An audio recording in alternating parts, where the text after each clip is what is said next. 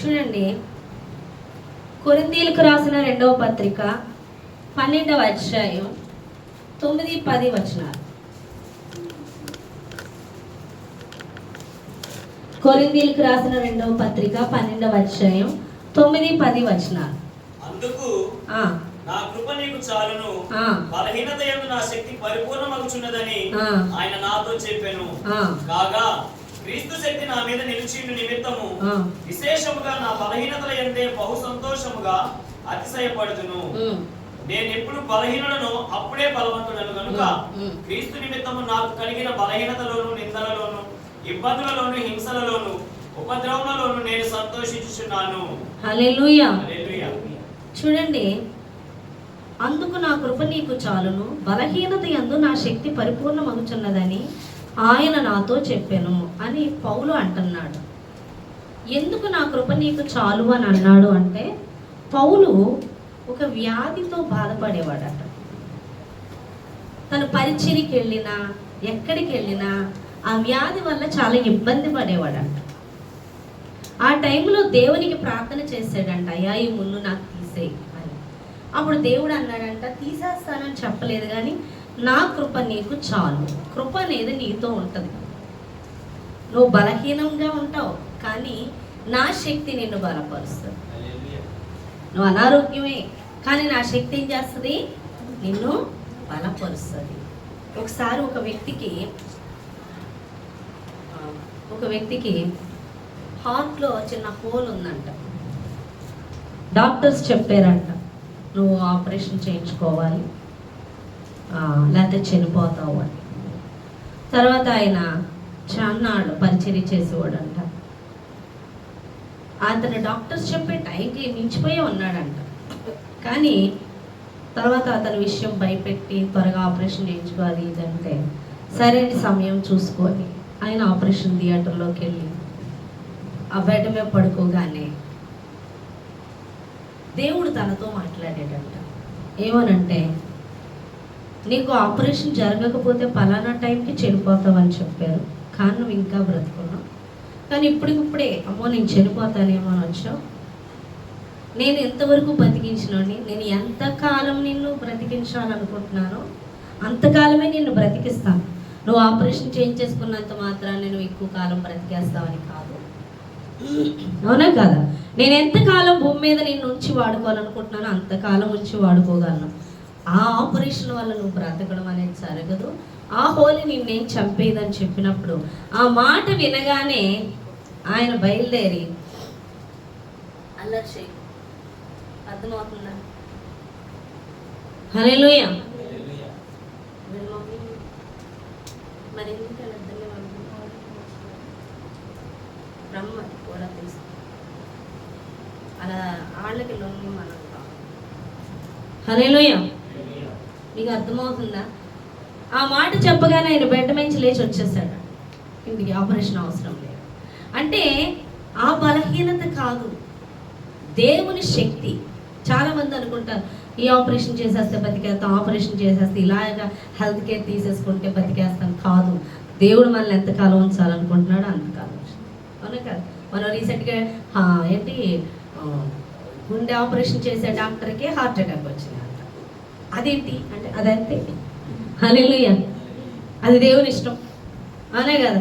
గుండె ఆపరేషన్ చేసుకునేవాడికి, చేసేవాడికి గుండె గురించి బాగా తెలుసు కాబట్టి అనే కదా గుండె ఆపరేషన్ చేసుకునేవాడు బాగానే ఉంటాడు అన్న మైండ్, కానీ వాడే చచ్చిపోయాడు. హల్లెలూయా. కాబట్టి ఒక మనిషి తీసుకునే కేరింగ్ వల్ల కాదు బ్రతికేది. ఎలా బ్రతుకుతారు? దేవుడిచ్చే ఆయుష్ను బట్టి. హల్లెలూయా. కాబట్టి మీ ప్రతి బలహీనత యందు నా బలము పరిపూర్ణమవుచున్నది అన్నాడంటే, ఆ మాట తెలుసుకున్నాక పౌలు అంటున్నాడు, అయ్యా నాకు ఎక్కువ బలహీనతలు పెట్టి, ఎన్ని బలహీనతలుంటే అందులో నీ శక్తి ఉంటే నాకు అదే కావాలి. హల్లెలూయా. మనకి ఎంత బలహీనత ఉంటే దేవుని శక్తి అంత బలంగా పనిచేస్తుందంట. అర్థమవుతుందా మీకు? చాలా మంది అంటారు, ప్రభువా నాకు పాటలు రావు, ప్రభువా నేను పాడలేను. నువ్వే పాడంటాడు. ప్రభువా నేను పరిచయం చేయలేను, నా వల్ల కాదు. నువ్వే ఫ్రిస్కెళ్ళి అన్న పాపడుతుంది కొండ మీద పరిచయం కదా.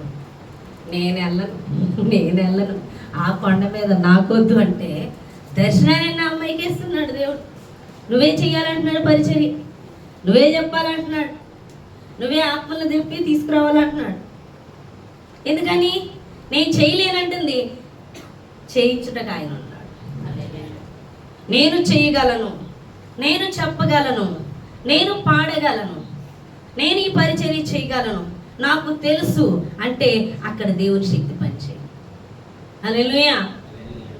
నేను చేయలేను ప్రభా, నేను బలహీనుని ప్రభా, అవునా కదా. నేను ఇజ్రాయెల్ ప్రజలు రక్షిస్తానంటే మోషని వాడుకోలేదు. నేను ఎత్తువాడు, నేను వెళ్ళను బాబు అంటే ఇప్పుడు వెళ్ళాడున్నాడు. హల్లెలూయా. అర్థమవుతుందా? నువ్వు ఎప్పుడైతే బలహీనుడవో అప్పుడు బలవంతుడివి. నువ్వు ఎప్పుడైతే నా వల్ల కాదంటావో, నీ వల్ల కాదుగా, ఇప్పుడు నువ్వు కావాలి. ఎందుకంటే నా వల్ల నవ్వును అన్నప్పుడు నువ్వు కనపడతావు, నా వల్ల కాదన్నప్పుడు నా శక్తి కనపడదు. అర్థమవుతుందా? నువ్వు చేసినప్పుడు నువ్వు అందరికీ కనపడడం వల్ల ఎవరికి రక్షణ రాదు, కానీ దేవుడు కనపడితే రక్షణ వస్తుంది అందరికి. ఒక తాగుబోతుడు, ఒక వ్యభిచారి మారాడనుకో, అరే ఈడు మారే రకం కాదురా, ఈడైతే మారడు, ఈయన మార్చింది దేవుడే. హల్లెలూయా. వీడైతే మారడు, ఈయన మార్చింది దేవుడే.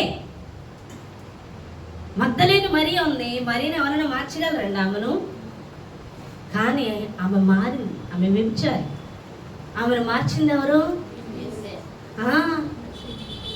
దేవుడు అంట తనకు వచ్చు మహిమ మనుషులకి కానీ విగ్రహములకు కానీ మాత్రం చెందనవాడంట.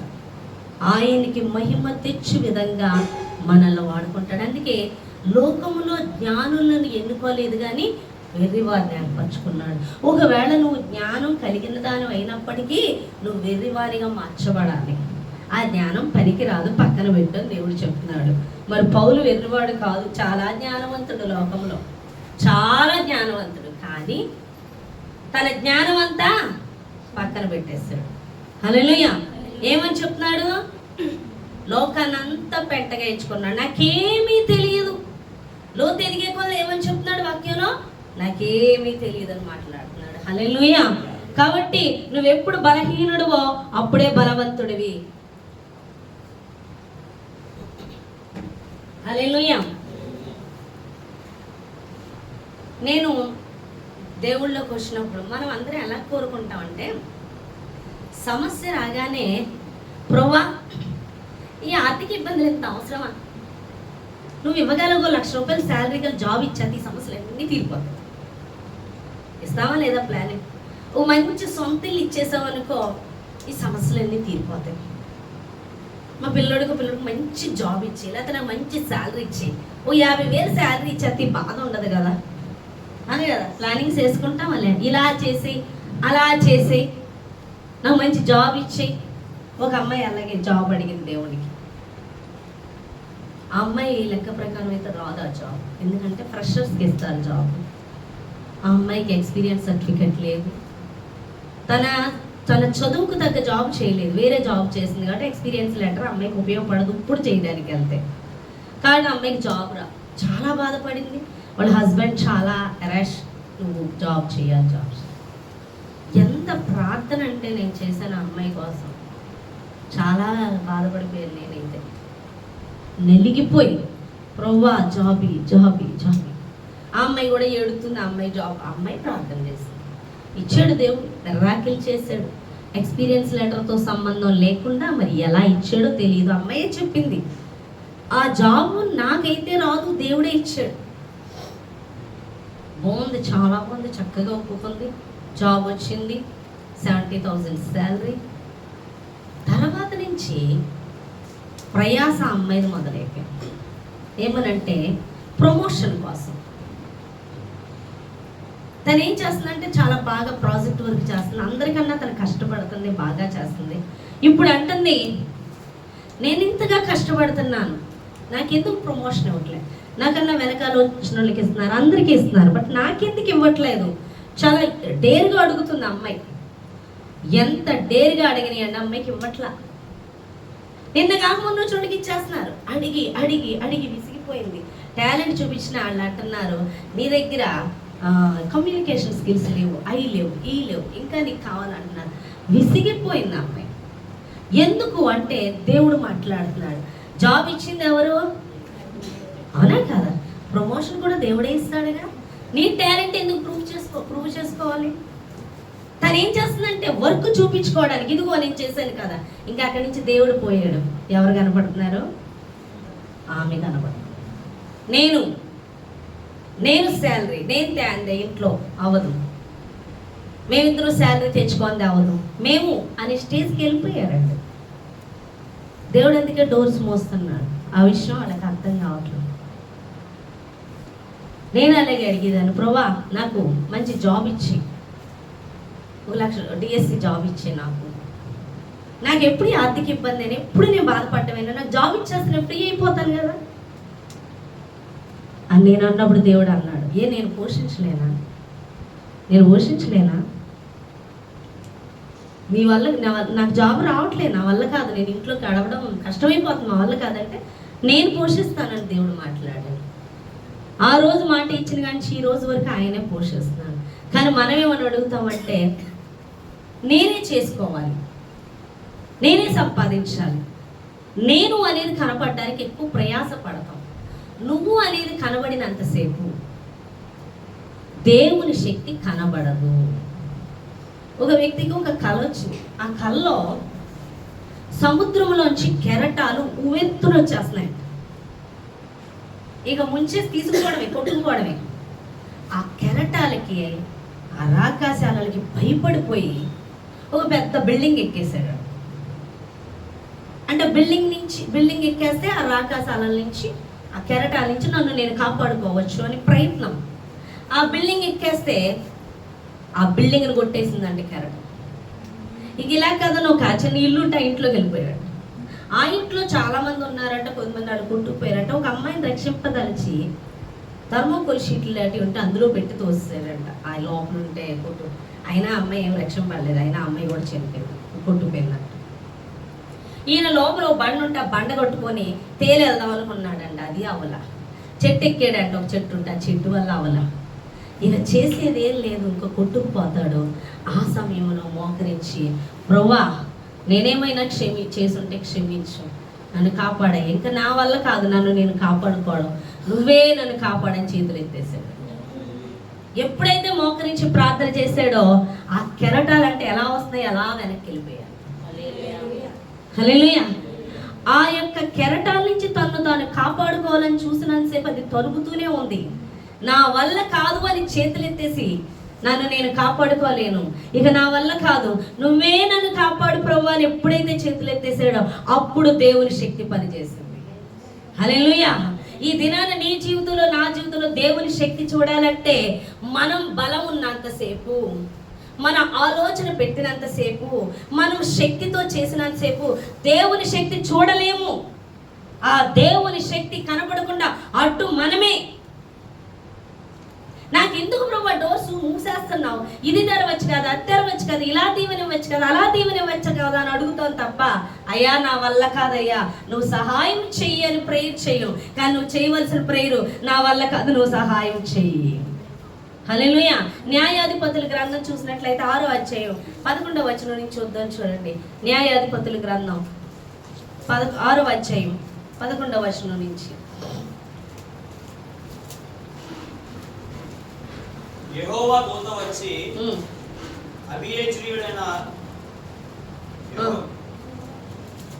యోవాషునకు కలిగిన ఒఫ్రాలోని మస్తకి వృక్షం కింద కూర్చుండెను. యోవాషు కుమారుడైన గిద్యోను మిద్యానీయులకు మరుగి ఉన్నట్టు గానుగ చాటున గోధుమలను దుల్లగొట్టుచుండగా యెహోవా దూత అతనికి కనబడి, పరాక్రమం గల బలాఢ్యుడా, యెహోవా నీకు తోడై ఉన్నాడని అతనితో అనగా, గిద్యోను చిత్తము నా ఏలినవాడా, యెహోవా మాకు తోడై ఉన్న ఎడల ఇదంతయు మాకేల సంభవించెను. యెహోవా ఐగుప్తుల నుండి మమ్మల్ని రప్పించెనని చెప్పుచు మా పితరులు మాకు వివరించిన ఆయన అద్భుత కార్యములన్నయు ఏమాయెను. యెహోవా మమ్మల్ని విడిచిపెట్టి మిద్యానీయుల చేతికి మమ్మల్ని అప్పగించనని అతనితో చెప్పాను. అంతటా యెహోవా అతని తట్టు తిరిగి, బలము తెచ్చుకొని వెళ్ళి మిద్యానీయుల చేతిలో నుండి ఇజ్రాయెల్ రక్షింపుము, నిన్ను పంపినవాడు నేనే అని చెప్పగా, అతడు చిత్తము నా ఏలినవాడా, దేని సహాయం చేత నేను ఇజ్రాయెల్ రక్షింపగలను? నా కుటుంబం మనుష్య గోత్రములో ఎన్నిక లేనిదే, నా పితరుల కుటుంబంలో నేను కనిష్ఠుడనై ఉన్నానని అతనితో చెప్పాను. అందుకు యెహోవా అయిననేమి, నేను నీకు తోడై ఉందును కనుక ఒకే మనుష్యుని హతము చేయనట్లు మిద్యానీయులు నీవు హతము చేయదు అని సెలవిచ్చెను. హల్లెలూయా. మిద్యానీయులకు భయపడి గిద్యోను ఏం చేస్తున్నాడంట, దాక్కొని ఉంటున్నారంటే. అప్పుడు దేవుడు అన్నాడు, పరాక్రమం కలిగిన బలాఢ్యుడా. నేను పరాక్రమం కలిగిన బలాఢ్యుడిని, నేనే పరాక్రమం కలిగిన బలాఢ్యుడిని అయితే మా బతుకులు ఎందుకు ఇలా ఉంటాయి అంటే, దేవుడు మీకు తోడై ఉన్నాడు. ఎక్కడ తోడై ఉన్నాడు? తోడై ఉంటే ఐగుప్తీల నుంచి తీసుకొచ్చి అప్పుడు చేసిన కార్యాలు ఏయి అని అడిగితే దేవుడు అంటున్నాడు, నేను నీకు తోడై ఉంటాను, వెళ్ళు, మిద్యానీయులను ఒక్క మనిషిని హతము చేసినట్లుగా నువ్వు హతము చేస్తావు అని దేవుడు మాట్లాడు. హల్లెలూయా. మేము పోరాడగలము అన్నంతసేపు దేవుని శక్తి వారి ఎడల పనిచేసినట్లుగా మనం చూడట్లేదు, కానీ వాళ్ళు మిద్యానీయులకి భయపడి మేము చేతగాని వారం మేము జయించలేము అని వాళ్ళు దాక్కునే స్థితిలో ఉన్నప్పుడు దేవుడు అంటున్నాడు, పరాక్రమం కలిగిన బలాఢ్యుడా అంటున్నాడు. ఎందుకని? నువ్వు బలహీనుడివే, నువ్వు కనిష్ఠుడివే, కానీ నేను నీకు తోడై ఉంటాను. నిజమే, నువ్వు తెలుసుకున్నది కరెక్టే, నువ్వు పనికిరాని వాడివే, నీ వల్ల కాదది, కానీ నేను నీకు తోడై ఉంటాను. ఒకే మనిషిని హతము చేయనట్లుగా మిద్యానీయులను నువ్వు హతము చేస్తావు. అర్థమవుతుందా మీకు? హల్లెలూయా. ఎప్పుడైనా సరే మనం ప్రార్థన చేసేటప్పుడు మన బలహీనతలను మనం దేవుని సన్నిధిలో ఎత్తిపట్టాలి. మనం బలవంతులుగా మాట్లాడకూడదు. నా వల్ల కాదయ్యా, ఇది నీ వలనే సాధ్యము. మనకి అప్పులు ఉన్నప్పుడు ఏం చేయాలి, ఈ అప్పుల నుంచి మనం ఎలా విడుదల పొందుకోవాలి, సమస్య వచ్చినప్పుడు ఈ సమస్య నుంచి ఎలా విడుదల పొందుకోవాలన్న ప్లానింగ్స్ మనం చేయకూడదు. చేతులెత్తి దేవుని సన్నిధిలో ప్రార్థన చేయాలి. ఈ విషయంలో నా వల్ల అయితే కాదు, నువ్వే కార్యం చేయి. నువ్వు ఆలోచన చేస్తున్నంతసేపు సమస్య ఎక్కువ అవుతుంది. ఈ సమస్యను జయించడం నా వల్ల కాదు అని నువ్వు ఎప్పుడైతే చేతులు ఎత్తేస్తావో దేవుని శక్తి అప్పుడు పని చేస్తుంది. నువ్వు చేయగలను, నేను ఆలోచన చేయగలను, నేను దీన్ని జయించగలను, నేను మాట్లాడగలను, నేను ఏదైనా చేయగలను అన్నంతసేపు నీ జీవితంలో దేవుని శక్తి కనబడదు. నీ జీవితంలో దేవుడు బలంగా పనిచేయాలంటే నేనేమీ చేయలేను, దేవుడే చెయ్యాలి నా విషయంలో అని నువ్వు అప్పగించుకున్నప్పుడే దేవుని శక్తి చూస్తావు. హల్లెలూయా. దేవుని శక్తి కనబడాలి నీ జీవితంలో. నా లైఫ్లో అయితే నా విషయంలో నాకు వ్యతిరేకంగా నా అత్తగారి సంబంధులు చాలా మంది, చాలా పోరాటం. ఎంత భయంకరమైన మనుషులు అంటే చుట్టూ అబద్ధాలు, మోసాలు చాలా జరిగాయి. చంపేద్దామన్నంత ఇదిగా వెళ్ళిపోయారు. వాళ్ళకి సపోర్ట్గా సంఘస్థులు ఎంత చేసినా ఒక్క మనిషిని కూడా నేను తోడు తీసుకొని రాను. వాళ్ళు ఏమన్నారంటే, ఏయ్ నువ్వు ఒక్కదానివే, నువ్వు ఒంటరి దానివే, నీకెవరూ లేరు, నువ్వేం చేయలేవు మమ్మల్ని, మేము చూడ ఎంతమంది ఉన్నాము అని వాళ్ళ సంఖ్య చూపించేవారు. మేము ఇక్కడున్నాం, అక్కడున్నాం, అంతమంది ఉన్నారు చూడవు మా పక్షాన అని మా అత్తగారి సంబంధులు, తర్వాత సంఘస్థుల్లో ఉన్న వాళ్ళు చూపించేవారు. జనంగా చూడు ఎంతమంది ఉన్నారో, వచ్చి ఇది చేసేస్తాం, ఇది చేసేస్తాం. నా పక్షాన ఎవరున్నారండి? నాకు ఉన్నారని నేను పరిగెత్తనా? హల్లెలూయా. గ్రహింపు లేని వాళ్ళు మాట్లాడతారు, అవునా కదా? అవునా? యేసు ప్రభువుని ఒంటరిగానే నిలబెట్టారు. జనం అంతా ఒకటి అయిపోయి మేలులు పొందుకున్న వాళ్ళే. ఏ చేతితో స్వస్థపరిచాడో, ఏ చేతుల ద్వారా స్వస్థత పొందుకున్నారో వాళ్ళే రివర్స్ అయ్యారు. కానీ మౌనమయ్యాడు. ఎందుకని? చేతగాక, తెలియక కాదు, తండ్రి చిత్తము తన యందు నెరవేర్చబడాలి. హల్లెలూయా. కానీ వాళ్ళు మాట్లాడుతుంటే నాకు ఉన్నారు, రెండమ్మ నూరా, అన్నయ్య నూరా, నాన్న నూరా అని ఫోన్లు చేసుకుంటా కూర్చోనా? మన పక్షాన్ని ఎవరు చేస్తారండి యుద్ధం? దేవుడే చేశాడు. హల్లెలూయా. ఈరోజు మా అన్ని ఫోన్ చేస్తా అంటాడు. తను ఒక దేవుని ఎరిగిన వ్యక్తి. దివ్య వింటూ ఉంటుంది ఫోన్. నీ దేవుణ్ణి వదలకు, నీ దేవుడిని వదలకు, నీ విషయంలో అయితే చాలా గొప్ప కార్యం జరిగింది. ఒప్పుకుంటున్నాడు. మేమెవరూ నిన్ను పట్టించుకోలేదు, మేమెవరూ రాలా, నేను అసలు పట్టించుకోగలేదు. ఒక విజయవాడలో ఉండి నువ్వు ఇలా ఉన్నావంటే నీ దేవుడే నిన్ను కాపాడాడు. అటువంటి దేవుడిని వదలకు, నీ పరిచయం నువ్వు చేసుకో. వీళ్ళ గురించి నువ్వు ఆలోచించుకు. ఇక్కడ అమ్మ చెల్లి కోసం నువ్వు పట్టించుకోకు, వాళ్ళు అలాగే డిస్టర్బ్ చేస్తారు. నీ పరిచయం నువ్వు చేసు, నీ దేవుడు నువ్వు విడిచిపెట్టకు. నీ దేవుడు ఇవన్నీ చేస్తున్నాడు. ఎవరు కనిపించారండి ఇక్కడ? యేసయ్య కనిపించాడు. ఎందుకని? ఇది నీకు అసాధ్యము, కానీ నువ్వు అలా నిలబడ్డావంటే నీ దేవుడు నిన్ను నిలబెట్టాడు. నేను బలహీనురాలినే, కానీ నా బలహీనతలో దేవుని శక్తి పరిపూర్ణమవుతుంది. ఎన్నోసార్లు నేను అడిగేదాన్ని, ప్రభా చాలా వ్యతిరేకంగా, చాలా అన్యాయంగా మాట్లాడుతున్నారు, ఒక్కసారి నువ్వు మాట్లాడితే నా పక్ష నువ్వు నాతో చెప్పావు నా ఎంటల్లా ఒకసారి తెలియచేయి. చాలా కోపం వచ్చి అనేదాన్ని. అప్పుడు దేవుడు సింపుల్గా మాట్లాడేవాడు. ఏమన్నా తెలుసా? వాళ్ళకి తెలియచేసే కంటే నిన్ను కనపరచడం మంచిదేమో అనేవాడు. హల్లెలూయా. ఎంతగా శ్రమ వచ్చేదో అంతగా మెట్లెక్కిస్తున్నాడండి. ఆమెను శ్రమపరిచే కంటే నేను ఇంకా ఉన్నతంగా మెట్లెక్కిస్తున్నాను. హల్లెలూయా. నువ్వు ఎంతగా బలహీనంగా ఉంటావో, మనుషుల మీద ఆధారపడకుండా, ధనం మీద ఆధారపడకుండా, ఆలోచనలు చేయకుండా, నీ శక్తి మీద, నీ బలం మీద ఆధారపడకుండా, ఏ బలహీనత నువ్వు పనికిరాని దానివి. ఎస్, నేను నిజమే, నేను పనికిరాని దాన్ని. ఈ పనికొచ్చే ఘటకం చేసింది ఎవరు? దేవుడు. నీకెవరూ లేరు. ఎస్, ఎవరూ లేరు, కానీ నాకు దేవుడు ఉన్నాడు. అవునా కాదా? నువ్వు వేస్ట్, నువ్వు పిరికిదానివి. అవును, నేను పిరికిదాన్ని, కానీ నేను దేవుని యందు ధైర్యం కలిగి ఉన్నాను. హల్లెలూయా. అన్నీ నా బలహీనతలే, కానీ నా బలహీనతలో నన్ను నిలబెట్టి నన్ను బలపరిచేది ఎవరంటే దేవుడు.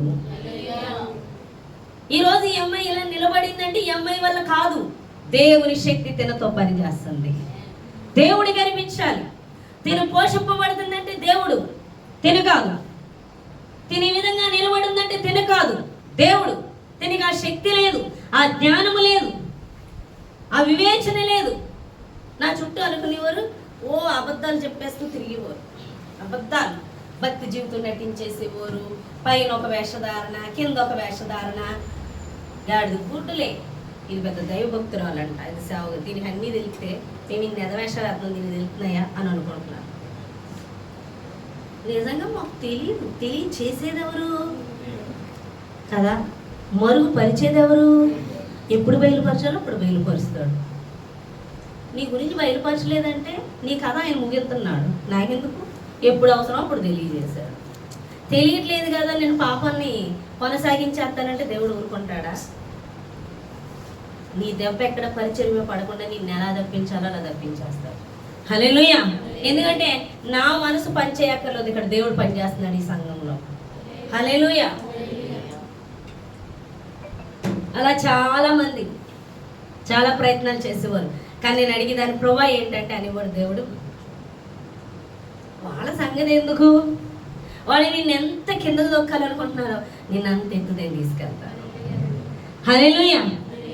ఆ శ్రమ, ఆ నింద, ఆ అవమానము నన్ను ఆధ్యాత్మికతలో మరింత ఎత్తు తీసుకెళ్తుంది.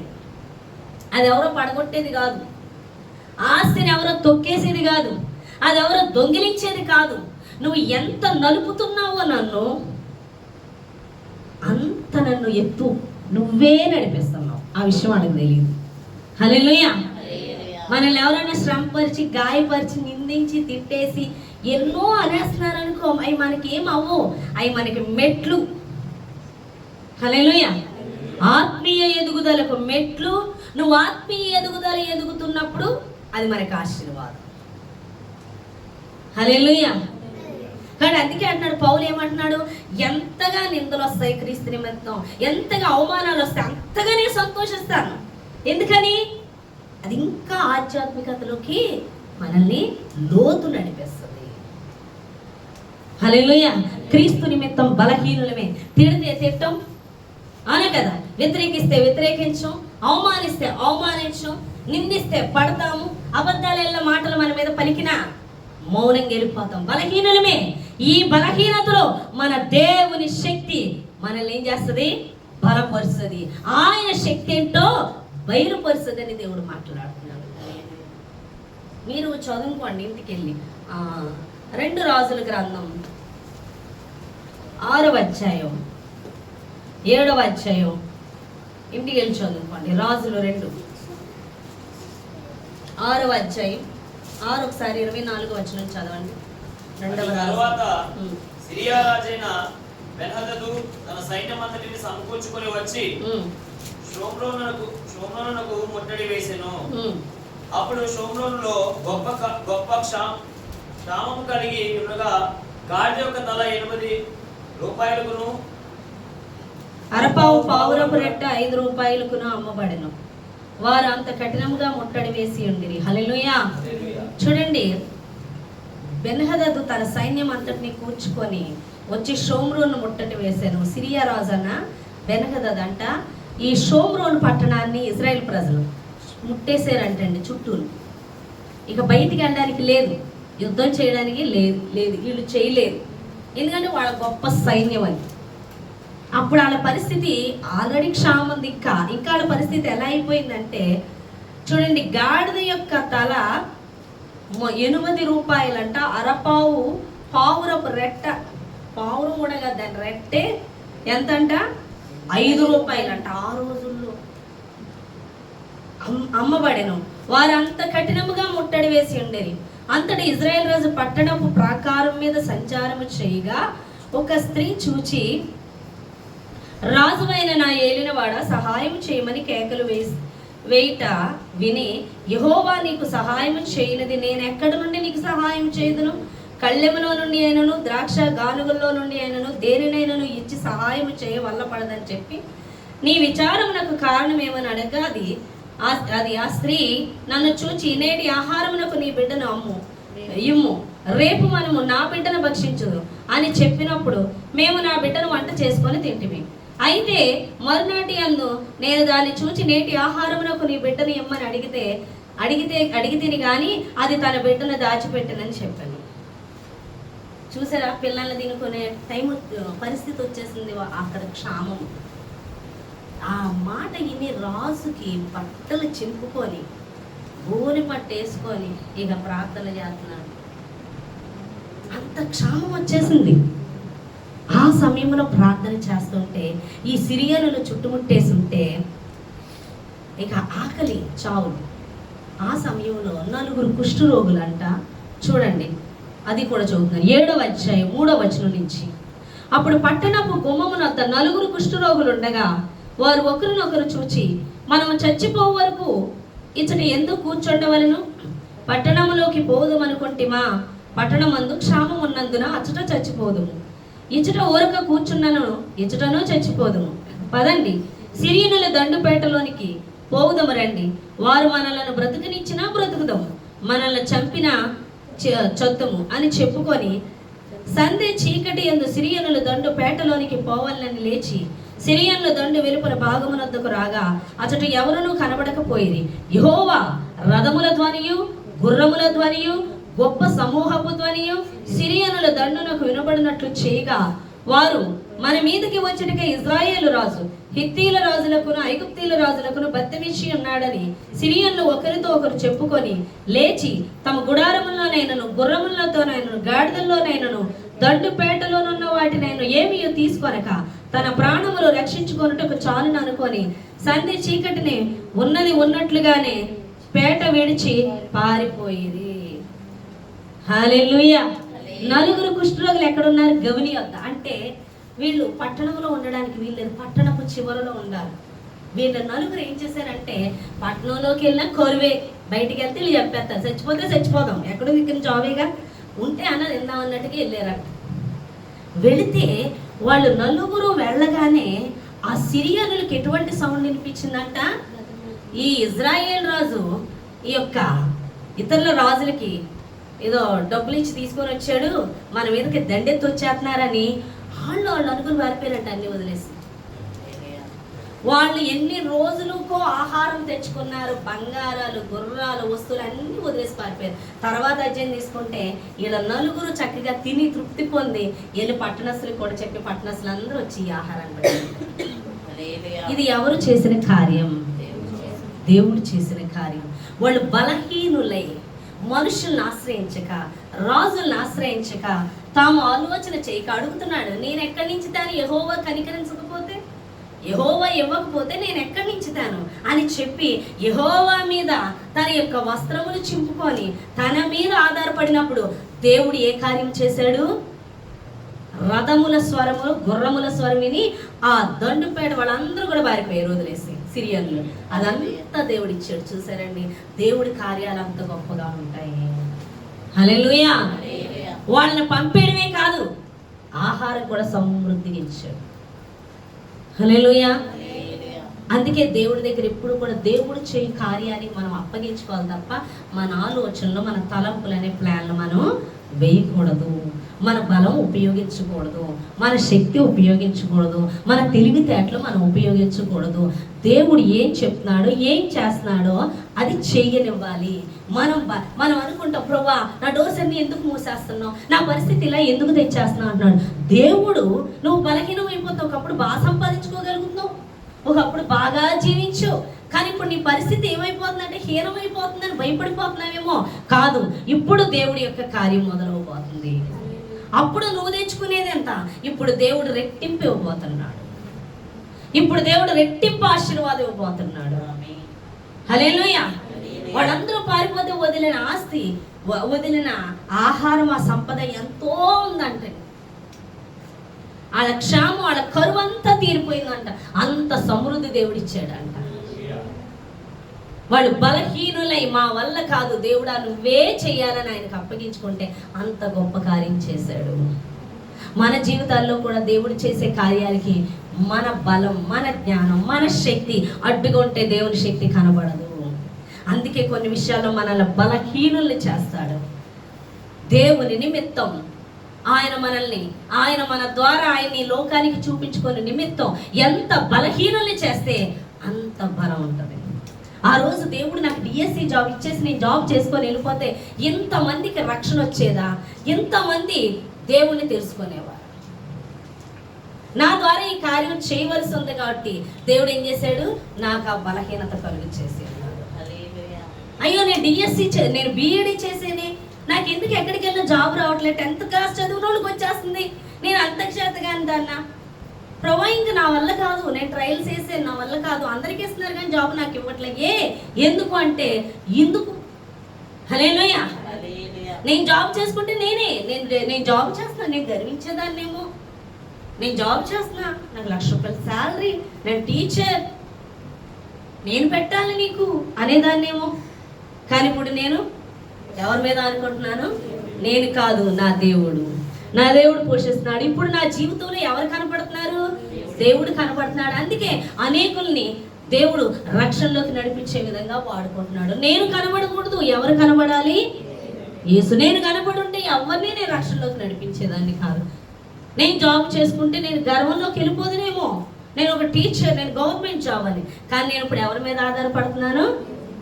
ప్రభువా నేను బలహీనురాలు, నేను జాబ్ చేయలేను, నా వల్ల కాదా అని నేను అన్నప్పుడు దేవుడు నన్ను బహుగా ఆశీర్వదించాడు.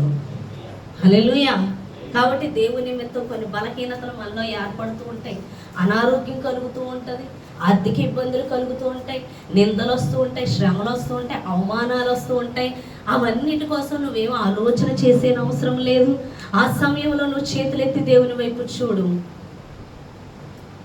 దేవుడు నీ ద్వారా నీ బలహీనత ఏంటో ఆయన శక్తిని పరిపూర్ణం చేస్తాడు. నువ్వు ఎక్కడ బలహీనురాలువో, నువ్వు ఎక్కడ చేసుకోలేకపోతున్నావో, నువ్వెక్కడ నీ వల్ల కావట్లేదు, అక్కడ దేవుడు ఆ విధముగా జరిగించినప్పుడు నువ్వు సంతోషించు. ఆ విషయంలో దేవుడు పని చేయబోతున్నాడు, ఆ బలహీనతలో దేవుడు పని చేయబోతున్నాడు. నువ్వేం కంగారు పడకు. ఆర్థిక ఇబ్బందులు వచ్చేస్తున్నాయా, కంగారు పడిపోకు. శ్రమలు వచ్చేస్తున్నాయా, భయపడిపోకు. క్రీస్తు నిమిత్తం నువ్వు నిలబడుతుంటే నిందలు వచ్చేస్తున్నాయి, అవమానాలు వచ్చేస్తున్నాయి, వ్యతిరేకతలు వచ్చేస్తున్నాయా, భయపడిపోకు. ప్రార్థన చేసి దేవుడికి అప్పగించు. నా వల్ల కాదు ప్రభువా, ఈ విషయంలో మీరే కదలండి, మీరే మాట్లాడండి, మీరే పని చేయండి, మీరే యుద్ధము చేయండి అని అడగండి. ఎవరితో ఎలా డీల్ చేయాలో దేవుడికి తెలుసు. నీకు ఎలా డోర్స్ ఓపెన్ చేయాలో ఆయనకి తెలుసు. నేను ఎలా పోషించాలో తెలుసు. నేను ఎక్కడ గనపరచాలో తెలుసు. ఎవరితో ఎలా మాట్లాడాలో ఆయనకి తెలుసు.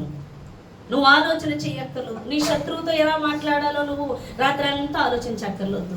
నీ సమస్యను ఎలా పరిష్కరించుకోవాలో రాత్రంతా ఆలోచించొద్దు. నా వల్ల కాదయ్యా అని చేతులకు అప్పగించు.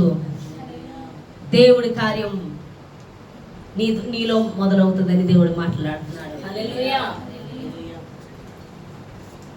దేవుడిని అడుగు, ప్రభువా నా వల్ల కాదయ్యా, ఇక నా వల్ల కాదు, నేను ఎప్పుడునే తీర్చలేనంటే ఇప్పుడు నేను పని చేస్తాను. ప్రభువా నేను నా శత్రువుతో పోరాడలేకపోతున్నాను, ఇక వాళ్ళకి సమాధానం ఇచ్చి నా వల్ల కావట్లేదు, నువ్వు చెయ్యంటే ఇప్పుడు నేను కలుగుతాను. నువ్వు మౌనంగా ఉంటే యుద్ధం ఆయన చేస్తాను. హల్లెలూయా. ఇక నేను ఈ జీవితంలో పోరాడలేను, ఇంకా నా వల్ల కాదు, నా వల్ల కాదని ఎప్పుడు బలహీనురాలి కింద చేతులు ఎత్తేస్తావో అప్పుడు ఆయన బలం పరిపూర్ణమవుతుందంట. అందుకే పౌలు అన్నాడు, నేను ఎప్పుడు బలహీనుడను అప్పుడే బలవంతుడిని. హల్లెలూయా. ఎన్నో మాటలు అనేవారు, ఇలా చేయగలవా అలా చేయగలవా అంటే కోపం వచ్చేది, మన శరీరంలో ఉంటాం కదా, వెంటనే అనేవాడు దేవుడు నువ్వు కనబడకూడదు. అవును నేనైతే చేయలేను, కానీ నా దేవుడు చేస్తాడు. హల్లెలూయా. నా దేవుడు మాట్లాడతాడు, నా దేవుడు సమాధానం ఇచ్చుకుంటాడు, దేవుడే కార్యం చేస్తాడండి. హల్లెలూయా. అంత గొప్పవాడు మన దేవుడు. మొన్న ఒక అమ్మాయి ఫోన్ చేయించింది. ఒక ఆవిడ చర్చికి వస్తుంది, ఆవిడ వెళ్ళి వాళ్ళ చెల్లెల కూతురికి డెలివరీ అవుతుంటే ఫోన్ చేసింది. ఏంటమ్మా అన్న, నాకు డెలివరీకి వెళ్తున్నాను, నాకు ప్రే చేయండి. ముందు ఒకసారి నీకు డెలివరీ అయింది, చాలా నాళ్ళు ప్రే చేసాను అమ్మాయి కోసం. అమ్మాయికి చేతో ప్రాబ్లం అంటే ప్రాబ్లం గుర్తులేదు కానీ ప్రార్థన గుర్తుంది. రోజుకి చేయించేవారు. చేసాం కదా, ఏమైంది అంటే నువ్వు సాక్ష్యం కూడా చెప్తానన్నావు కదా పిల్లల్ని తీసుకొచ్చంటే చెప్తానన్నాను అన్నాను. మరి ఇప్పుడే ఏమన్నాను, మళ్ళీ ఏను అంటున్నాను. మరి సాక్ష్యం చెప్పాలి కదా వచ్చి అన్నాను. అనుకున్నాను చాలాసార్లు, కుదరలేదు. ఏంటి చిక్నగర్ దగ్గర ఉంటారు వాళ్ళు, కుదరలేదంటారు. ఏంటి నీకు కుదరలేదా, నేను మళ్ళీ ప్రెగ్నెంట్ అయిపోయి మళ్ళీ డెలివరీకి వెళ్ళే వరకు కుదరలేదా నీకు అంటే వద్దాం అనుకున్నా, కుదరలేదు హిహి అని నవ్వుతుంది. నిజంగా ఆ నవ్వు ఎక్కడికో వెళ్ళింది. నాకైతే కోపం, ఆ కోపం నాకు తెలియకుండానే వచ్చేస్తుంది. అది కరెక్ట్ కాదు. చెప్తాను అని మొక్కుకున్నావు, చెప్పాలి. ఏదేమైనా యెహోవా ఈరే అని నేను ప్రార్థన చేసి పెట్టేశాను. ఇక దేవుడు అసలు పట్టించుకోవద్దు అన్నాడు, నేను ఊరుకున్నా, వదిలేస్తాను, నేను పట్టించుకోవాలి. తర్వాత మళ్ళీ నేను చెల్లపల్లి వెళ్తుంటే ఫోన్ వచ్చింది, నేను ఎత్తలా, దేవుడు వద్దు అన్నాడు, మానేస్తాను. తర్వాత ప్రేయర్లో ఉండగా మళ్ళీ ఆడ అమ్మాయి ఫోన్ నుంచి వచ్చింది. అంటే ప్రేయర్కి వచ్చి ఆవిడ అమ్మాయి ఫోన్ నుంచి ఎత్తితే నేను పరిచర్యకి వెళ్తాం, ప్రేయర్ చేయండి అంటే చేసాం. మళ్ళీ ప్రేయర్ అయిపోయి చివరిలో ఫోన్ చేస్తే ఏంటి అంటే ఆ జ్యోతి మాట్లాడుతుందంట ఆ అమ్మాయి. నేను ప్రేయర్లో ఉన్నాను పెట్టేయన్నాను, పెట్టేస్తాను. మళ్ళీ అన్నాడు సాయంత్రం ఫోన్ చేసి మళ్ళీ జ్యోతి అరే నీ కోసం మాట్లాడు అంటే అలా పిన్ని కూతురు అవుతుంది ఈ ఆ అమ్మాయి మాట. నువ్వు మాట్లాడు, నీ గురించి జ్యోతి గురించి మాట్లాడవద్దు, దేవుడు చూసుకుంటాడు, దేవుడు అయితే నన్ను మాట్లాడుతాను. వాళ్ళకి కావాలా మాట్లాడాలని రమ్మని, వాళ్ళ అమ్మగారు రమ్మని ప్రేయర్ చేస్తాను. ఆ విషయం ఎత్తుతుంది, నీ వరకే మాట్లాడాలి పెట్టారు. అయితే ఈ ప్రేయర్కి వచ్చి ఆవిడ చాలా లోన బాధపడుతుంది. ఆ విషయం నాకు తెలుసు, చూసిన ఫేస్ చూస్తేనే నాకు అర్థమైపోయింది. నేనేం మాట్లాడలే, ఆయన మాట్లాడుకుంటాడు. ఆ విషయం నాతో కూడా చెప్తాడు దేవుడు, ఆవిడతో నేను డీల్ చేస్తానంటాడు. ఓకే నేను వదిలేసాను, నా నమ్మకం. నేను ఒకసారి అంట మీతో దేవుడు డీల్ చేస్తాడండి, మీతో ఆయన మాట్లాడతాడు, నేను చెప్పక్కర్లొద్దు అంటాడు. విషయం ఏంటో తెలుసా, నిన్న చెప్తుంది కాలావిడ, నాకు కళ వచ్చింది. యాక్చువల్గా సాక్ష్యం చెప్తానని నుంచుంది శుక్రవారం. వెంటనే అలా ఇలాగా జ్యోతి అన్నమ్మకి ప్రేయర్ చేయించాను. అయితే మమ్మీ గారు నేను సాక్ష్యం ఎందుకు చెప్పలేదు, నేనైతే ప్రేయర్ చేస్తున్నాను, అబ్బాయి దేవుడు చూసుకుంటాడు అన్నారు. తర్వాత ఇంకా మమ్మీ గారు చేయలేదు ప్రేయరు. కానీ నేను ఇంకా అమ్మాయి నువ్వే చేసుకో ప్రేయర్ అన్నాను. కానీ నా మనసులో అనిపిస్తుంది, సేవకులు దాటి దేవుడు రాడు కదా, సేవకులు ప్రేయర్ చేయకుండా మేమే చేసేసుకోవాలా, అదేంటి పాస్టర్ అమ్మ గారు అని అనుకుందంట. అనుకున్నాక ఇది నిజంగా రియల్గా కళ ఏంటంటే ఆమె పడుకుంటే ఆమె ఇంట్లో అంట నేనే ఉండి పిండి వంటలు చేస్తానంటున్నానంట అని పిండి వంటలు చేసేస్తున్నానంట. ఈవిడి కూడా మీరేంటంటే మమ్మీ గారు మేము చేస్తాం చేశారంట. వండి అందరికీ సంగతులకు పెట్టేసానంట. వాళ్ళ ఇంట్లోనే వండి పెట్టేసి ఒకటి ఉంటే అక్కడ మూత పెట్టి బయటికి వెళ్ళిపోయినంట. అందరు వెళ్ళిపోతారు. ఈవిడ అనుకున్నంటే అదేంటి మా ఇంటికి వచ్చి అందరికీ వండి పెట్టి నాకు ప్రేయర్ చేయకుండా వెళ్ళిపోయారు ఈవిడి అని అనుకున్నారంట. నేను మళ్ళీ కొద్దిసేపటికి లోపలికి వచ్చానంట. వచ్చి నవ్వుతూ అన్నానంట కూర్చోండి అన్నాను. కూర్చుంటే నేను అన్నానంట ఏమండి మీరు ప్రార్థనలు చేసేమని మీరు అడగకూడదు. మీరు అలా అడగడం కరెక్ట్ కాదు. మీరు చేయించేస్తే వాళ్ళు ఎప్పటికీ చేయరు. వాళ్ళు కదలాలిగా, వాళ్ళు ప్రార్థన చేయాలిగా. వాళ్ళు కదులు నిమిత్తమే నేను ఈ ప్రార్థన చేయలేదని చెప్పాను. మీకు అర్థమైందా మ్యాటరు? నేను ప్రార్థన ఎందుకు చేయలేదంటే మీ చెల్లెలు గారు అమ్మాయికి వాళ్ళు కదలాలి, మీరు మధ్యలో ఉండి చేయించేయడం కాదు, వాళ్ళకై వాళ్ళు ప్రార్థన చేసుకోవాలని చెప్పానంటే నేను అక్కడ చూసారా దేవుడు ఆమె క్వశ్చన్కి సమాధానం ఎలా చెప్పాడో మీకు అర్థమైందా పాయింట్? హల్లెలూయా. ఆమె ఏదైతే నాతో దేవుడు ఈవిడ వెళ్ళి ప్రేయర్ చేయించేస్తుందంట, నూనెలు రైట్ చేస్తుందంట, వాళ్ళు ఇంకా కదలరు. అది దేవుడు యాక్సెప్టబుల్ చేయడం. చాలా మందికి సువార్త చెప్పడం చేత కాదు. నేను చెప్పేది వాళ్ళకి అర్థం అవ్వదు. వాళ్ళు రారు, మేము తెచ్చేస్తాం ఉండండి. నూనె డబ్బోడు పట్టుకెళ్ళి మీరు కూర్చోండి ఇక్కడ, మీ అప్పులు తీరాలని, మీ రోగాలు తగ్గాలని మేము చేయించేస్తాం ప్రేయర్లు. మీకు ఇస్తాడు, వాళ్ళకి ఇస్తాడు దేవుడు. అది కాదు చెప్పవలసింది. యెరూషలేము నుండి యెరికో పట్టణానికి వెళుతున్న వ్యక్తిని దొంగలు కొట్టి పడేసినప్పుడు ఆ పొరుగువాడు అనే వ్యక్తి ఏం చేశాడంటే నూనె రాశాడు, ద్రాక్షారసం పట్టాడు, పూటకూళ్ళ వానికి అప్పగించాడు. అర్థమవుతుందా? మీరు సువార్త చెప్పేటప్పుడు నేను నూనె డబ్బా వేస్తాను, అద్భుతాలు జరిగిపోతాయి కాదు చెప్పడం. దేవుడు ఎంత గొప్పవాడో చెప్పండి. ఆయన స్వస్థపరచగలడు. వాళ్ళకి స్వస్థత కావాలా? స్వస్థపరచగలడు. స్వస్థపరచగలడు దేవుడు. నీ సమస్య ఏదైనా తీర్చగలడు. అది తీర్చాలంటే నువ్వు ఎక్కడికి వెళ్ళాలి? సేవకుల దగ్గరికి. అది నేర్పించాలి నువ్వు. అది క్రమం. ఇప్పుడు డాక్టర్ గారు ఉన్నారండి, నీకు టైఫాయిడ్ వచ్చింది తగ్గింది, ఇంకొకళ్ళకి టైఫాయిడ్ వచ్చింది, నువ్వు ఇక్కడే ఉండు, మెడిసిన్ నేను తెచ్చేస్తాను, టైఫాయిడ్కి నాకు ఇచ్చారు బాగా తగ్గే మెడిసిన్ రాయించుకొచ్చేస్తాను నేను వెళ్తావా డాక్టర్ దగ్గరికి? వెళ్తే ఏమంటాడు చెప్పండి? ఏమంటాడు చెప్పండి? రామ్మ మెడిసిన్ ఇచ్చేస్తాను నువ్వు వెళ్ళి ఇచ్చే అంటాడా? నీకు ఎలా పిచ్చా? ఎలా పేషెంట్ తీసుకురా అంటాడు. అంటాడా? అండా ట్రీట్మెంట్ ఇచ్చేస్తాడా? భలే తెచ్చావు ఇంకో 10 మంది చీటీలు తీసుకురాని. వైద్యుడి దగ్గరికి తీసుకురావాలి పేషెంట్ని. అవునా? మేము చెప్పేస్తాం, మీరు ఇక్కడే ఉండండి, మేము ప్రేయర్ చేయించేస్తాం, మేము చెప్పేస్తాం. ఇది గ్రహింపు లేనిది, ఆత్మీయ పరిపక్వత లేని పనులు. మొన్న అదే చెప్పాను నేను. దేవుడు అది ఆవిడకి అదే చెప్పాడు. వాళ్ళకి వాళ్ళు మొరపెట్టాలి, వాళ్ళు ప్రార్థన చేయాలి, వాళ్ళు అడగాలి. అప్పుడు చేసినప్పుడు ఆ విలువ వాళ్ళకి తెలుస్తుంది. ఇది దేవుడు చేసాడు అని కృతజ్ఞత కలిగి ఉంటారు, నమ్ముతారు, ఆయన్ని తెలుసుకుంటారు. అర్థమవుతుందా మీకు?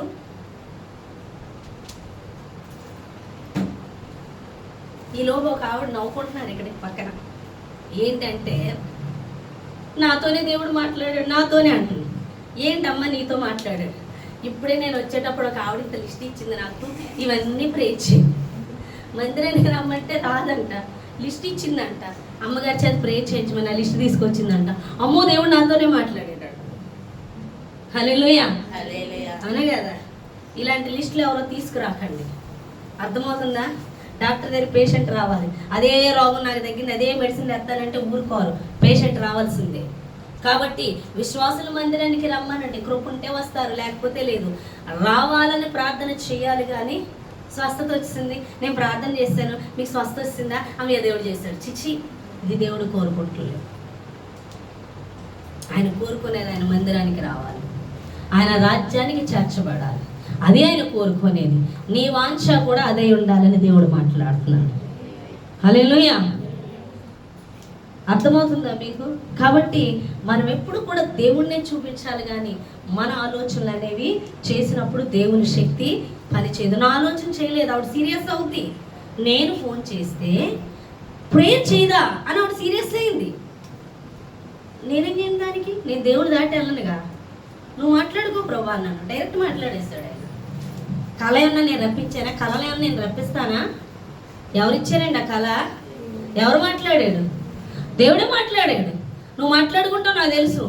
కోప్పడితే నేనేం చేయలేను. నువ్వు నాతో చెప్పావు, నాతో చెప్పింది ఆవిడకి చెప్పు. నువ్వు నాతో చెప్పింది నేను చేసేస్తాను. నేను ఆవిడ కోసం చూడను, నేను నీ కోసం చూస్తాను. హల్లెలూయా. అర్థమవుతుందా మీకు?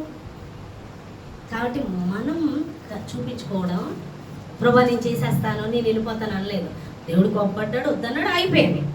ఎందుకు ఆగిపోయాడు, ఎందుకు వద్దన్నాడు విషయం ఆయన డీల్ చేస్తున్నాడు. ఆ విషయం నాకు తెలుసు, చెప్పిన అర్థం కాదాడు. కాదండి ఇదేంటి అని నేనండి చెప్పను. వద్దు, మౌనం అయిపోమన్నాడు, అయిపోయినంతే. చేయొద్దు అన్నాడు, చేయనంతే. నేను దేవుని దాటి రాను. ఆయన దీవించకుండా నేనెవరిని? మరి అది ఎంతవరకు నాతో మాట్లాడింది నిజమో, మరి ఇలా అమ్మాయితో డీల్ చేశాడా లేదా? అలా దేవుడిని పని చేయనివ్వాలి, కానీ మనం పని చేయకూడదు. మనం పని చేస్తే దేవుని శక్తి పనిచేయదు. ఇప్పుడు నేను మాట్లాడుంటే బోసాడు మొహం తేలా పోను. ఇప్పుడు ఎవరు మాట్లాడారు? అప్పుడు మొహం ఎంత అయింది అప్పుడు. హల్లెలూయా. సంతోషంగా ఉంది. ఆత్మకి ఇంకా ఆటంకం లేదు, ఎందుకంటే దేవుడు మాట్లాడాడు. మనం మాట్లాడితే ఆత్మకు ఆటంకం ఉంటుంది. ఇప్పుడు ఎవరు మాట్లాడారు? హల్లెలూయా. కాబట్టి మనం ఎంతసేపు మనల్ని చూపించుకోవడానికి చూడకూడదు. మనం బలహీనులం. మనం ఎంత బలహీనులమో దేవుని శక్తి అంత గొప్పగా పనిచేస్తుంది. అందుకే ప్రార్థన చేయాలి ప్రతి విషయం. అయ్యా నాకు ప్రార్థన రాదయ్యా, నాకు నేర్పించు. ఎలా చేయాలో నాకు రాదయ్యా, అడగాలి ప్రతిదినం. నాకు వాక్య గ్రహింపు తెలియదయ్యా, నాకు బోధించు. నాకు ఎలా మాట్లాడాలో, ఎలా స్వార్థ చెప్పాలో నాకు తెలియదు. ఈ పరిచర్య చేయడం నా వల్ల కాదు. నిజం, మన వల్ల కాదు, నువ్వే చేయాలి. ఆత్మలను లీడ్ చేయడం నా వల్ల కాదు, నువ్వే లీడ్ చేయాలి. ఎందుకంటే మనుషుని హృదయం మామూలు లోతు కాదు. ఇక్కడ చూస్తూనే ఉంటారు, లోన ఎన్నో యోచనలు చేస్తూ ఉంటారు. వాక్యానికి విరుద్ధంగా అవ్వచ్చు, అనుకూలంగా అవ్వచ్చు. ప్రతి ఒక్కరిని డీల్ చేసేది దేవుడు. నేను మార్చగలను అంటే నా వెర్రితనమేది. నేను అదే ప్రార్థన చేస్తాను. ఏ మనిషిని నేను మార్చలేను ప్రభా. పరిశుద్ధాత్మని ప్రతి ఒక్కరు నువ్వు డీల్ చేయి. నువ్వు చెప్పమన్నది చెప్పే వరకే నా పని, మిగతాది నువ్వు డీల్ చేయి, నువ్వు కట్టు. అది నీది సంఘము, నాది కాదు. నేనైతే చేయలేను, నువ్వే చెయ్యి. నా వల్ల కాదు, నేను ఒట్టిదాన్ని, నేను ఒక మట్టి ఘటముని. ప్రతి బలహీనత నేను ఒప్పుకున్నప్పుడే దేవుని శక్తి పనిచేయడం మొదలవుతుంది. నేను అనుకున్న కుమారి గారితో ఆవిడతో నేను డీల్ చేసేస్తానే, మాట్లాడేస్తా. అలా నేను చేయలేను ప్రభా, నువ్వు నాతో చెప్పవుగా, నువ్వే డీల్ చేశాడు. నాకు తెలుసు చేస్తాడని. మాట్లాడు, నువ్వు మాట్లాడతావు. నేను అంటాను ఏం అక్కర్లో దావుడితో దేవుడు మాట్లాడతావు, నాకు తెలుసు. చక్కగా మాట్లాడాడు. హల్లెలూయా. దేవుడు డీల్ చేయలేదా వాళ్ళతో? దేవుడు వాళ్ళు వద్దనుకుంటున్నాడేమో. వద్దనుకునే వాళ్ళ జోలికి అసలు వెళ్ళకూడదు. హల్లెలూయా. కానీ ఎవరు కావాలనుకుంటున్నాడో, ఎవరిని వాడుకోవాలనుకుంటున్నాడో ఆయన డీల్ చేస్తాడు. నేను చేయగలను, నేను మాట్లాడగలను, నేను అనేది నేను పెట్టుకోను. నేను బలహీనుడు, నా వల్ల కాదయ్యా, నేను చేయలేను. అప్పుడు దేవుని శక్తి చూస్తాను. అదే నాన్న. ఈరోజైతే నేను ఎంత నీరసంగా, ఎంత బలహీనమైపోతున్నాను, చాలా నీరసం. రాత్రికి రాత్రి జ్వరం వచ్చినట్టు అయిపోయింది, రాత్రికి రాత్రి గొంతు నొప్పి, 3 కల్లా లెగిసిపోయాను, నిద్ర పట్టలేదు, ఏం చెప్పాలో వాక్యం రావట్లేదు, తిరుగుతా ఉన్నాను అటు ఇటు. ఉదయానికి చాలా బలహీనం అయిపోయాను, చాలా నీరసపడిపోయాను, ఒళ్ళంతా నీరు కిందకి ఆరిపోతుంది. అప్పుడు వాక్యము, దేన్నైతే దేవుడు వాక్యం ఇచ్చాడని బలహీనత ఎందు నా బలము, నా శక్తి పరిపూర్ణం అవుతున్నదన్న అదే వాక్యం ఎత్తుకొని మాట్లాడుతున్నాను. నేను బలహీనంగా, ఇక ఈ అమ్మాయి చూసి కూర్చోలేకపోతున్నాను అంటాను. ఇప్పుడు అలా ఉన్నట్టున్నానా? నేను చాలా ఎనర్జీగా మాట్లాడేస్తాను. ఇది ఎవరి శక్తి? నేను కాదు, నేనైతే కాదండి. అప్పుడు పౌరు మాటలు గుర్తొచ్చాయి, మీకేమో కానీ నాకు గుర్తొచ్చాయి. విశేషంగా బలహీనత లేదు, నేను ఆనందిస్తున్నాను. సాతాను అంటది, ఇగో ఆ దైవజన్ చూడు, ఈ దైవజన్, నీకు అన్ని నొప్పులే అంటుంది సాతాను, నీకు అతను రాంగ్ అంటుంది. అప్పుడు ఈలోగా దేవుడు అంటున్నాడు, అప్పుడే నా దేవుని శక్తి కనబడుతుంది. నేను ఎంత బలహీనురాలా అంత బలంగా దేవుడు పని చేస్తాడు. నేను ఆరోగ్యవంతురాలనే కాదు, నేను బలహీనురాలని, నేను అనారోగ్యవంతురాలని. ఈ ఘటన ఎంతసేపు నీరసంతోనే ఉంటది, కానీ దేవుడు వాడుకోగలడు. హల్లెలూయా. చాలా మంది భూమి మీద చూసారా, మంచి స్ట్రాంగ్ ఉంటారు పర్సన్స్, చనిపోతారు బుడుంగుని. ఎప్పుడు అంత స్ట్రాంగ్ ఉన్నారు అంటాం. ఇది చచ్చిపోతే అని చూస్తే 100 ఏళ్ళు బతికేస్తుంది. హల్లెలూయా. ఒక ఆవిడ తిడుతుంది, ఇక వాళ్ళ భాష ఉంటుంది కదా, తిడుతుంది, ముసలు చచ్చిపోతుంది అనుకున్నాడు, ఆడు బాగానే ఉన్నాడు, ఆ ముసలుడు చచ్చిపోయి ఇంకే ముసలు బతికే ఉన్నాడు, దీనికి అన్ని రోగాలని చెప్పింది. అదే బాగుంది, అర్థమవుతుందా? అతిశయిస్తారు, నాకు ఏ రోగం లేదు, నేను పెద్ద ఇది అంటారు, ఈజీగా పోతారు. రేపు మా అప్ప చచ్చిపోతానులే, మా అమ్మ మొన్న ఫోన్ చేసింది, నేను చచ్చిపోతాను, ఇంకా నేను చచ్చిపోతాను, రావా నన్ను చూడటానికి, దుష్టుడు, రావా నేను చచ్చిపోతాను, అయిపోయింది ఇంక నా పని, రావా అని. ఏదో ఒకసారి ఫోటో తీసి పెట్టి వచ్చిన పిల్ల అన్నాను, ఇదిగో ఫోటో అంటది అంటుంది మా అమ్మ. ఫోటో పెట్టింది. మా అమ్మ చచ్చిపోతాను అన్నదానికి నేను ఊహించిన దానికి చాలా వ్యతిరేకంగా ఉంది. బాగుంది చక్కగా. ఫోన్ చేసి, ఏంటే చచ్చిపోతాను అంటున్నావు అమ్మా, ఎలా ఉన్నావు తెలుసాను అంటే, ఎలా ఉన్నాను, అసలు ఏమున్నావు, బాగా తిన్నట్టున్నావు మా దగ్గర.